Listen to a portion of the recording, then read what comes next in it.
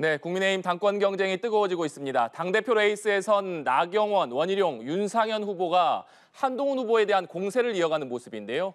오늘 1번지 초대석에서는 국민의힘 전당대회 당대표 출마를 선언한 한동훈 후보와 얘기 나눠보겠습니다. 어서 오십시오. 불러주셔서 고맙습니다. 네, 오늘 시간 내주셔서 감사합니다. 고맙습니다. 네, 가벼운 얘기부터 좀 시작을 해보겠습니다. 최근에 개인 인스타그램을 개설하셔서 큰 관심을 받고 있습니다. 아무래도 검사 시절이나 법무부 장관 시절 또 비대위원장을 하실 때도 개인적인 이야기는 좀 알려진 게 많이 없다 보니까 그런 것 아닌가, 관심을 끄는 것 아닌가 생각이 되는데 첫 게시물로는 고양이 사진을 올리셨고 또 오늘은 보니까 법무연수원에서 케이크집에서 책을 읽는 사진 오늘 볼 수 있었는데 개인 인스타그램을 왜 열어야겠다 이렇게 생각을 하셨나요? 인스타그램을 여는 다른 사람들의 생각과 마찬가지일 텐데요. 그냥 연 겁니다. 어차피 그런 SNS가 특별한 심각한 생각을 가지고 여는 건 아니니까. 제가 예전에는 페북 같은 거를 좀 개인적으로 했었어요. 근데 그동안에 채널 A 사태 이런 거 하면서 저에게 막 공격이 들어올 때 또 여러 가지 빌미를 줄까 봐 좀 닫았었다가 다시 시작하는 거다 이렇게 보시면 될 것 같은데. 그럼 앞으로도 공식적인 외에도 개인적인 이야기들을 좀 인스타그램에 많이 올리시고 소개할 것이다 이렇게 생각하면 되겠습니까? 제가 좀 재미 들렸습니다. 네, 알겠습니다. 네, 지난해 연말에 법무부 장관을 하시다가 비대위원장을 맡았는데 법무부 장관에서 비대위원장직을 수락하실 때 마음 그리고 지금 당대표에 도전하시는 마음 두 마음을 비교해 본다면 어떤 차이가 있다고 볼 수 있겠습니까? 좀 다르지만 같다고 말씀드리겠는데요. 어차피 지금은 재선거를 하는 것이고 그리고 당시에는 당 전체 위기를 구해보려고 나온 그런 형식적으로 그런데 나온 마음은 사실 같습니다. 당의 위기를 극복하기 위해서 제가 제 개인적인 어떤 이 커리어라든가 이런 문제를 생각하지 않고 몸을 던져보겠다 이런 마음은 사실 같아요. 그래서 마음가짐은 사실 비슷하다, 같다 이렇게 말씀드리겠습니다. 네, 왜 출마를 하시게 되셨는지 여쭤보기 전에 먼저 지난 총선부터 좀 되돌아볼까 싶은데 지난 총선에서 국민의힘이 패배한 이후에 사퇴를 결정을 하셨습니다. 돌이켜보면 지난 총선을 지휘했던 입장에서 국민의힘 패배의 원인이 어디에 있다라고 분석하고 계십니까? 먼저 이 말씀 드리죠. 패배의 책임은 100% 저에게 있습니다. 거기에 대해서 제가 무슨 다른 사족을 붙이거나 그러면 책임을 인정하지 않는 얘기가 될 테니까요. 패배에 대한 원망이라든가 지지자들의 어떤 그런 상실감이라든가 이런 거는 저에 대한 책임을 있다는 점을 말씀드립니다. 다만 사실 제가 100일 정도 했잖아요. 그러니까 제가 어느 정도 완성된 판에 들어온 것이고 그 과정에서 보니까 이게 이런 문제점이 저희한테 우리 국민의힘에 많이 있고 이런 상황이라면 이 시스템화에서는 이게 한계가 너무 명확하다라는 걸 많이 봤고요. 그러면서 이렇게 한 100일 정도 뛰기 전에 한 6개월 정도라도 제가 체제를 정비할 수 있는 시간이 있었으면 얼마나 좋았을까 하는 생각을 가끔 자주 했었습니다. 그런 차원에서 제가 문제점들을 많이 봤고 그리고 가장 뜨거울 때, 가장 절실할 때, 가장 가까운 곳에서 문제점을 몸으로 느꼈기 때문에 그 점에 대해서 개선할 수 있겠다라는 확신을 갖게 됐습니다. 그런 차원에서 다시 나온 것이고 앵커님 말씀하신 것처럼 굉장히 짧은 시간에 나온 건 분명하잖아요. 거기에 대해서 여러 가지 비판을 할 수 있다 그렇게 생각합니다. 그런 비판은 제가 충분히 감수하겠습니다. 네. 비대위원장을 하시면서 오히려 국민의힘 내부에서 느꼈던 문제들을 좀 해결해 보고 싶다는 생각을 하셨다 이런 말씀이신데 그런데 비대위원장 사퇴 이후에 일각에서 계속해서 당대표에 도전하는 것 아니냐 이런 이야기들이 나올 때 한동훈 위원장을 아끼는 분들은 지금 나오면 상처만 입을 수 있다. 오히려 조금 쉬었다가 나오는 것이 더 도움이 되지 않겠느냐 이런 얘기들을 많이 했습니다. 그럼에도 불구하고 내가 이번 선거에 꼭 나가야 되겠다. 이런 결심을 하신 결정적인 배경은 뭐라고 보면 되겠습니까? 앵커님 말씀하신 것처럼 저를 좋아하는 분들은 거의 100이면 100 그렇게 말씀을 하셨습니다. 좀 상황이 이대로 좀 두고 보면 국민의힘의 상황, 보수 정치의 상황이 더 나빠질 거고 그렇게 되면 너를 자연스럽게 찾게 될 것이다. 그때가 훨씬 이 여러 가지 리스크의 면에서 너한테 나은 상황 아니겠냐 이런 말씀을 하셨는데요. 근데 저는 그런 식으로 복잡하게 계산하면서 살아오지 않았고 앞으로도 그러지 않을 생각입니다. 제가 지금 이 순간이냐 아니냐를 결정한 건요. 이렇게 본 거예요. 지금 제가 나서는 게 저의 정치 커리어에 도움이 되느냐 아니냐 이건 전혀 생각하지 않았습니다. 지금 제가 나서는 게 우리 당의 위기를 극복하고 승리의 기반을 만드는데 도움이 될 거냐 안 되냐 그것만 생각했습니다. 제가 오래 생각했고 제가 지금 나서서 역할을 하는 것이 도움이 될 거라는 확신을 하게 됐습니다. 그래서 나온 겁니다. 네, 지금 미래를 생각하지 않고 지금 내가 나서는 것이 도움이 될 것으로 판단을 했기 때문에 나왔다 이런 말씀이신데 구체적으로 좀 어떤 점들을 들어주실 수 있겠습니까? 당장 지금 후보님들하고 저를 한번 비교해 보시면 저는 지금 우리가 3대 0으로 뒤지고 있는 상황이라고 네. 생각해요. 그러면 필요한 건 변화거든요. 그 변화가 여러 가지 민심을 맞추는 변화입니다. 민심을 맞춰서 변화해야 한다고 가장 강하게 주장하는 게 저 같은데요. 저는 3대 0으로 지고 있을 때는 포메이션도 변화해보고 공격 숫자도 늘려보고 필요할 때 골키퍼까지 올라가는 식으로 최선을 다 이것저것 다 해봐야 한다고 생각합니다. 3대 0으로 지나 4대 0으로 지나 마찬가지거든요. 그런데 다른 후보님들은 3대 0으로 지고 있음에도 지금과 같은 수비 대응을 유지하거나 오히려 수비수를 늘리자 이런 말씀을 하시는 것 같아요. 저는 그래서는 지금 위기를 타파하기 어렵다고 생각합니다. 그런 차원에서 나온 것이고요. 사실 이재명 대표가 이끄는 민주당에 대해서 국민들이 만족하시거나 문제가 없다고 생각하시는 건 아니에요. 그리고 그렇지만 이재명 대표가 그 여러 가지 이재명 대표가 받고 있는 범죄 혐의들이나 이런 네. 거가 문제가 없다고 생각하시는 것이 아니거든요.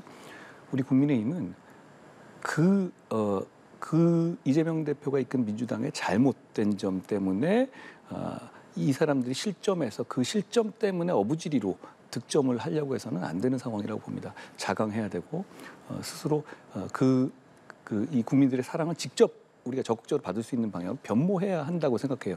지난 총선에서도 사실 이재명 대표가 비명 행사 뭐 이런 공천하면서 그 시기에 저희가 굉장히 좋았잖아요. 뭐 100, 150, 160, 170까지 얘기할 정도로요. 그 이후에 여러 가지 저희의 문제점들이 노정되면서 사실 그 이재명 대표가 했던 그 일극 체제의 공천이라든가 이런 거에 대한 비판적인 여론을 저희 쪽으로 저희 쪽 수용하지 못했어요. 네. 거기서 나온 이탈표를. 그렇다면 결국은 우리가 그것을 스스로 민심에 반성하고 준비하는 모습을 지금 하지 않는다면 저는 앞으로 이제 이재명 대표의 민주당이 여러 가지 어려움을 취하게 될 겁니다. 사법 리스크가 이미 현실화되고 있지 않습니까? 그때 실망해서 이탈하시는 국민들께서 우리를 선택하고 우리를 대안으로 인정하실 수 있도록 준비하고 그리고 저희를 심판하셨잖아요, 이번에. 거기에 대한 심판 민심에 맞게 변화해야 한다고 생각합니다. 지금 저는 그 변화를 가장 강하게 말하는 후보가 저인 것 같은데요. 네. 그리고 제가 그걸 해낼 수 있습니다. 그러니까 국민의힘이 국민의 사랑을 다시 받을 수 있도록 변화를 시킬 수 있는 시기가 그리고 적임자가 나다 이런 판단 때문에 나서셨다 이런 말씀을 요약할 수 있을 것 같은데 이 얘기를 좀 해봐야 될 것 같습니다. 지금 어제 오늘 가장 화두가 되고 있는 것이 바로 배신의 정치라는 단어입니다. 한 후보님을 제외한 나머지 3명의 후보가 계속해서 윤석열 대통령을 배신한 후보다 배신의 정치 이런 배신 얘기를 하고 있는데 한동훈 후보께서 느끼시는 이 배신이라는 단어 어떻게 생각하십니까? 저는 이렇게 말씀드리고 싶어요. 만약에 앵커님이 저를 굉장히 따르고 좋아하는 사람인데 제가 어떤 길을 가든 잘못된 판단을 하든 무조건 저를 지지해 주지 않으면 그게 배신이다? 국민들이 그렇게 생각하시나요? 저는 그 용어 선택이 잘못됐다고 생각하고요. 그리고 그 얘기가 어제 3분이 한꺼번에 말씀하셨다고 말씀하시잖아요. 정확하게 작년 3월에 이 국민의힘 전당대회에서 이미 나왔던 얘기예요. 네. 똑같이 나왔던 배신의 정치 그리고 탄핵, 탈당 이미 나왔던 얘기들이거든요. 똑같은 레파토리들입니다. 이건 공포 마케팅입니다. 어떤 자기들이 얘기를 해서 어떻게 개혁을 하겠다, 변화하겠다 이걸 말씀하는 게 아니라 상대 후보를 폄하하고 저 후보가 되면 뭐 큰일이 날 것처럼 네. 실제로 일어나지도 않고 일어날 일도 없는 얘기를 가지고 공포 마케팅을 하는 거죠. 저는 우리가 이럴 땐가라고 말씀드리고 싶어요. 지금 변화의 골든타임이거든요. 그리고 저 얘기가 한번 되돌아보시죠. 작년 3월에 똑같이 나왔던 겁니다. 그리고 거기에 나경원 대표 계시던데요. 나경원 대표가 똑같이 그 얘기에 당했던 분 아닌가요? 자기가 그렇게 당해놓고 지금은 역시 그거를 그 공격에 가담하고 계신다는 거 저는 좀 한번 생각해 보셔야 할 문제가 아닐까요? 네. 그 정도 말씀드리죠. 그리고 원희룡 후보가 최근에 한동훈 후보에 대한 비판을 쏟아내고 있는데 오늘도 SNS에 여러 글을 연달아서 올렸습니다. 몇 개를 좀 요약해 보자면 한 후보가 당대표와 차기 대선 주자 자리를 단숨에 거머쥐려고 한다. 매우 위험한 주장과 행보를 하고 있는데 스스로 멈추지 않는다면 당원들의 힘으로 멈추게 할 수밖에 없다. 이런 글을 올렸습니다. 어떻게 생각하십니까? 급하신 것 같아요. 많이 글을 올리시는데 다 비슷한 네. 취지로 그냥 비난을 하시는 거잖아요. 자기 얘기 좀 하셨으면 좋겠습니다. 윤상현 후보 같은 경우 그리고 나경원 후보도 그렇습니다만 윤석열 대통령과 한동훈 후보의 신뢰가 바닥이다 이런 주장을 했습니다. 한 후보께서 생각하실 때 지금 윤석열 대통령과의 신뢰관계는 어떻다라고 생각하십니까? 저는 공적 관계에 친소 관계가 영향을 주면 안 된다고 생각해요. 네. 그리고 공적으로 당과 정의 관계는 합리적이고 실용적으로 토론을 통해서 해결해야 한다고 생각하고 그걸 많은 국민들과 당원들이 바라고 있다고 생각합니다. 제가 당대표가 되면 대단히 건강하고 실용적이고 협조적인 관계를, 당정 관계를 할 수 있습니다. 지켜봐 주시죠. 저는 제가 가장 원만하게 당정 관계를 또 건강하게 이끌 수 있다고 생각합니다. 네. 그리고 사실 이 배신의 정치라는 다른 후보들의 비판에 나온 계기가라고 얘기할 수 있을 것 같은데 출마 선언을 하시면서 공수처 수사 종결 여부와 무관하게 제3자가 공정하게 특검을 고르는 해병대원 특검법안 발의하겠다 이렇게 약속을 하셨습니다. 여기에 대해서 다른 후보들이 내부 전선을 교란하는 것이다. 너무 순수한 생각이다. 이런 지적을 하고 있고 또 윤석열 대통령의 탄핵으로 이어질 것이다. 이런 비판도 하고 있습니다. 이 부분에 대해서는 어떻게 생각하십니까? 탄핵 얘기를 우리 쪽 주자들이 하는 것에 대해서 저는 대단히 유감스럽게 생각합니다. 일어나지도 않을 얘기, 그리고 그건 막을 수 있는 얘기, 막아야 할 얘기죠. 제가 막겠습니다. 저는 역시 그게 큰 공포 마케팅의 일환이라고 생각하고요. 제가 대법원장 특검, 제3자 특검을 네. 말씀드렸죠. 그럼 적어도 지금 우리 보수는 안보와 보훈의 목숨 걸어야 하는 사람들이잖아요. 이 문제에 대해서 저희는 최상병 사건에 대해서 죄송하다는 말씀을 먼저 드려야 되고 그리고 그 과정에 이 의혹을 해결할 수 있는 여러 번의 기회를 실기했기 때문에 저희는 국민들께 조금 더 적극적인 대안을 드려야 합니다. 그러지 않고서 이 난국을, 이 상황을 타개할 수 있다고 생각하는 것이야말로 순진한 발상입니다. 저는 오히려 다른 분들에게 여쭤보고 싶습니다. 지금 민주당이 내고 있는 특검법안은 정말 이상하고 말이 안 되고 네. 사법체계를 무너뜨리는 법안이거든요. 저는 그 법안을 제 손에 쥐어진다면 지나가는 사람 다 잡아놓을 수 있을 것 같아요. 그 정도로 말이 안 되는 법안이에요.